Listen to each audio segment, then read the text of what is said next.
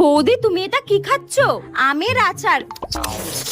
বৌদি তুমি আমের আচার কোথায় পেলে? আমাদের বাড়িতে তো মা এখনো আমের আচার বানায়নি। এই আচারটা আমাকে আমার মা বানিয়ে পাঠিয়েছে। ও তোমার মা পাঠিয়েছে? তাহলে তো মনে হয় একদম খেতে ভালো হয়নি। হ্যাঁ তো তোকে খেতে কে বলেছে? শাকচুনি ডাইনি একটা। আমাকেও একটু দাও। ছোচা একটা। আমার মা নাকি আচার ভালো বানায় না। লোভে তো জিভ লপ লপ লপ করছে। দাঁড়া তোকে দেখাচ্ছি মজা। বোন ওই দেখো আরশোলা আরশোলা আরশোলা আরশোলা। কই কই কই কই কই কই? হ্যাঁ আমি তো জানতাম এই ছোচাটা আমার মাকে অপমানও করবে আবার খেতেও চাইবে। এই জন্য তো আগে থেকে কাঁকড় নিয়ে রেখে দিয়েছিলাম। এবার দেখ কি হয়। কই বৌদি আরশোলা কোথায়?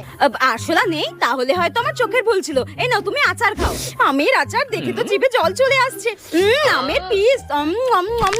গেল গেল গেল গেল। আমার দাঁতগুলো সব ভেঙে গেল রে। হ্যাঁ ঠিক হয়েছে। হ্যাঁ বৌদি আমার সব দাঁতগুলো ভেঙে দিল রে এই কাঁকড় মেশানো আচার খাইয়ে। তারাও আমি মাকে গিয়ে বলছি, মা তোমার সব দাঁতগুলো ভেঙে দেবে।